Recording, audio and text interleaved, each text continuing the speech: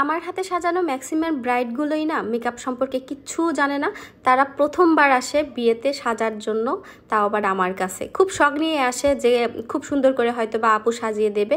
তারপরেও নাকি তাদের বিয়ের আগের দিন পর্যন্ত, মানে সাজার আগের দিন পর্যন্ত এত চিন্তা ভাবনা থাকে, সারা রাত ঘুম হয় না যে কেমন না কেমন লাগবে সাজলে, ভূত লাগবে না পেতনি লাগবে নাকি ডাইনির মতো লাগবে, এরকম চিন্তা ভাবনা তাদের মাথায় ঘোরে। বিয়ের দিনটাতে তাকে কেমন লাগবে পার্লারে সাজলে, এই চিন্তা ভাবনাতেই দেখা যায় যে সারা রাত কেটে যায়। এক ফোঁটা ঘুম, মানে ঘুম তো আসেই না, এমনিতেই হলুদ টলুদ থাকে, তারপরেও নাকি এই টেনশন থাকে মাথার মধ্যে। আর দেখা যায় ফ্যামিলির আশেপাশের অনেক মানুষই থাকে যারা বলে যে পার্লারে সাজলে ভূতের মতো সাজিয়ে দেবে, ভূত বানাইয়া দেবে, ভাল লাগবে না দেখতে, পার্লারে যাস না, বাড়িতেই সাজা।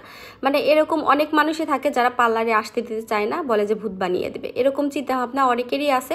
আসলে অনেকেই এরকম ভাবে সাজায় যে সাজগুলো গ্রামের মানুষ দেখে না ভাবে যে পার্লারে হয়তো বা এইরকম ভাবেই সাজায়, একদম তিন পোড়াল মুখের উপরে আটা ময়দা মেখে দেয়, একদম বিচ্ছিরিভাবে ভূত বানিয়ে দেয়। ওই সাজগুলো দেখে মানুষের মাথার মধ্যে এমন চিন্তা ভাবনা ঢুকে গেছে যে পার্লারে হয়তো বা এইরকম ভাবেই সাজায়।